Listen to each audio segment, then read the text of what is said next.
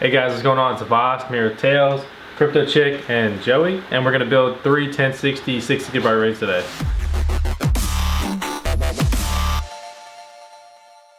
So our goal of the rigs we're building today is to make a rig that can hopefully mine Ethereum based on the memory that's going to be inside these cards, and also Equihash rigs, mine Zcash, Bitcoin Gold, and of course ZEN Cash, as well as anything else basically we can throw at the 1060.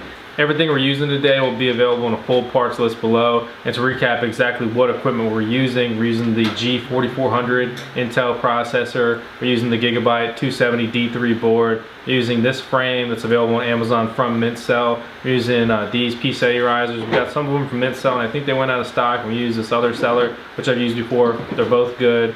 And then we also have RAM, Crucial Ballistics 2400 DDR4, and then we have the EVGA 750 watt PSU. So this PSU is going to be perfect for this build. It's a low power, super efficient build, and really just we're chasing bang for buck here and just a fast ROI. The cards we're using is 1060 6GB. Basically any 1060 6GB we can get our hands on. We're shooting for prices under 300 bucks per card. It varies. We've got these Gigabyte cards, which are very, very nice cards. We actually got these kind of generic style mining cards, which didn't come in a normal GPU box. So they actually ended up being like $233 a card or something. So I'm really excited to see what kind of numbers these put out. They're real cards and everything like that. They're from PNY or Pony. All of the supplied hardware we need came with the frame.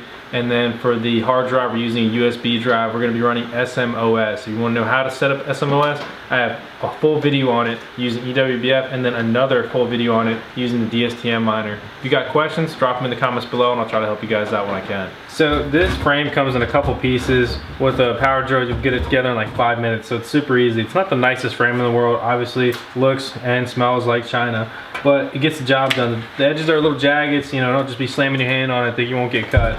But honestly, it's for the bang for buck, it's a pretty good rig to get together fast, unless you want to build your own, or you want to look at the other options from like Mining Cave and Parallel Miner. So we already put that together. Again, you see a screw hole, put a screw in there, and you're going to figure it out. It's real easy. Next, we're going to mount the motherboard. It's stand up for standard motherboard mounting.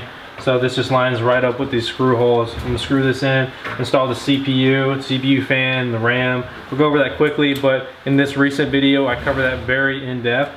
And you can learn everything you want to about mounting that and building a mining rig. So with the frame, it comes with the hardware we need. So I used 6 of these little black screws, screwed into the motherboard. And now I'm going to go ahead and install a new G4400 right into this slot. And then I'm going to use the supplied CPU fan, which has thermal paste pre-applied on the bottom. So CPU goes right on with the fan, super easy. We got the RAM, put it in the farthest slot with the serial number on the back facing the majority of the board. And it's got a divot in the middle, line right up. If you hear it click into place, and that's how you know it's properly seated, and you can just kind of see it, feel it, tell. Don't force it in, you'll break it. So on this frame, it comes pre-drilled to mount a PSU on each side, so you can go with the dual PSU setup. You can mount actually 8 cards on this frame, and then it screws right in here to the back, standard PSU style. So I actually just went ahead and used the supplied screws with it to see how they would mount. Used 2 of the small black ones and 1 of the bigger screws, and I mean, this is a nice secure mount. This is not going anywhere. Alright guys, so I went ahead and installed the motherboard cable. It's 24 pin, just plugs in right here, the obvious motherboard spot. And then you need to install the CPU cable, plugs it over here. You probably want to do that before you mount the PSU, because I was trying not to get tetanus while I was installing that on this frame. Next up, I'm going to install the cards. Normally I don't do it in this order, but with the way this frame is, it's going to make more sense. I'm going to mount the cards onto the risers, obviously, into the screw hole, and it's going to hold this riser pretty much in place. There's a couple of different ways you can mount this, but it's really a waste of time, in my opinion, to try to do it any other way. This is very simple, very easy, no more required additional work, and it's going to be very stable. Alright guys, so I went ahead and mounted the cards. You can see pretty stable, side to side. It's not really going to move. So you want to push it up and down. I mean, the card's going to break before these things really would touch each other and short out or something like that, or zero worries as far as I'm concerned. So now we're going to go ahead and start setting up the power. One SATA cable is going to power 2 risers. These cards are only going to be pulling like 70 watts or so, depending what we settle on for a final power draw. But very low power build. So again, one SATA cable to 2 risers, and then with the VGA PCIe cables we have, This cable right here could really, if we really wanted to stretch it, power like 3 of these based on the power limit we're gonna do.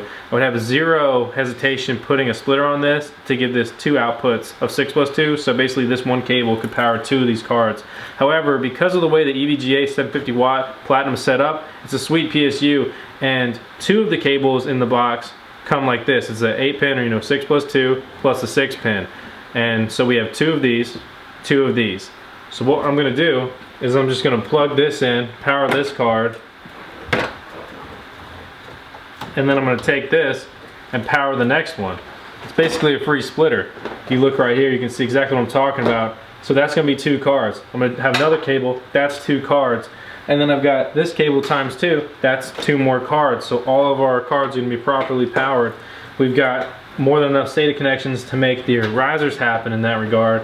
So we're gonna be good to go as far as wire management. All right guys, so let's talk wire management. This is something I don't always go in depth in, and I've been trying to improve it for myself and really just to make better looking rigs. And again, I'm not perfect, always room for improvement. Let me know below how you think I can make this build better. So let's talk about it. The SATA risers, 1, 2, 3. So the lowest one right here, I ran the farthest, and it's gonna come up right here and plug in. Then that next one is gonna plug in these 2 cards, and the next one is gonna plug into these 2 cards. And I'm using just 2 SATAs, and I ran 2 zip ties to hold the SATA connections. I'll bring you in closer and show you, but you can see. So you see I just did this to make these wires a little bit easier to manage. And then I came through, and there's just this nice support bracket right here, which I was like, well, why not just run all the wires along there? This isn't the coolest wire management ever, but this stuff is on here, it's secure. I could add a couple more zip ties and make it look a little bit better, a little bit nicer. Depends how many zip ties I really want to spend. But you see, I just, looped it around, pulled them tight, and this stuff's not going anywhere. This is just giving a nice, clean wire management. Again, remember, this is the intake side, so not too much of a worry about these getting in the way of the cards getting their intake. So I still need to adjust these a little bit further, but this is just going to be the basis of our wire management. Right now I'm installing the risers. You can see I've just kind of ran them here to get an idea how I want to do this. As far as installing the risers, it's pretty much foolproof. They just look like this, and this slot right here will fill up the small piece on your PCIe slot, and then this overhangs. So this just slides right in, and boom, and you're installed correctly. Alright guys, so I went ahead and I ran the risers, and I've tried to just fully manage these cables. All I have left to install are the PCIe cables. You can see that I ran the risers basically outside in. So I've got the outside risers coming to these outside cards, and you can see where I basically double back, and then with that I'm able to just zip tie and make it look clean. Again, I ran the wires along this, so yeah, I've got zip ties, but I don't have as many wires. And then the power cable, I just ran that up here along there. On this motherboard, it installs to the 2 red colored slots on the motherboard, and there's a little piece, 2 pieces of metal on the back facing towards the board. Looks like this. So that's it. I think it's pretty clean wire setup. Obviously, not the craziest thing you've ever seen, but it's good, works for me. It's definitely better than some of my other creations, as you guys know. And I'm gonna go ahead and run the PCIe cables and see if this thing works. Alright, so we went ahead and ran the PCIe cables on here, so we're all good to go. Again, I could come back here and tidy the wires up a little bit more. I should have really have done this after I ran the PCIe cables, but just, whatever. No big deal. Basically just come in here and grab this cable, run a new one, and then cut this, and I just have that 1 cable there instead of putting 2 to basically do the job of 1 cable. So we're going to use just a USB hard drive. So if you look right here, it is this Lexar 3.0, 32 gigabyte. This is in the description. I know the normal orange one I use that I always recommend has been, price hiked on Amazon for whatever reason. So this one's only like 13 bucks right now, and the speeds in our initial tests have been great. So, it's been set up on a rig, mining away, and we're gonna go ahead and probably move to these for future builds just based on availability and price. So that's it guys, the build's complete. I'm gonna go ahead and put a power cable in and connect Ethernet, and we're gonna see if the rig actually works and if I know what I'm doing. Alright guys, so the rigs are up and running. You notice on the rig that I was putting together using gigabyte cards, and then 1 PNY, and these other 2 rigs that we built have all PNY cards, just based off what we were able to get off Amazon, or what Joey was for this build. Again, these are all Joey's rigs, and what we did was we benchmarked it just using basic overclock figures that we use on some of our rigs on Ethereum and on ZEN cache, also known as Equihash.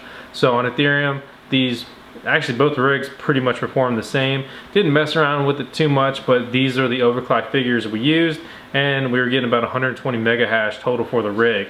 Then we switched over to Equihash. We put onto a ZEN Cache mining pool, and on that, these are the specs we're getting: 1800 sols or 1850. So they were better than we were expecting, and the Ethereum hash rate was lower than we were expecting. So it was a little disappointing, but again, we need to play around with the figures and you know, see what we can do. Again, if you're looking for how to set up SMOS, check out this video where I go over all that stuff and connecting to mining pools and really just full utilization of the software. This is you know, my favorite mining OS to use. Right here, this is Joey's MacBook. It's just a 13-inch, nothing crazy, and it's you know, fully functional. You can use this with Mac, you can use this with PC, you know, Windows versus OS X. It all works, and you get remote, you know, management software for $2 a rig.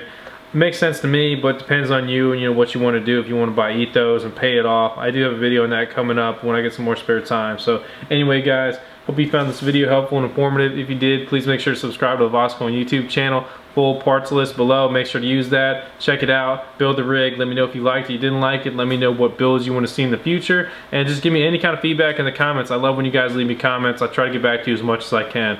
I'll see you next time.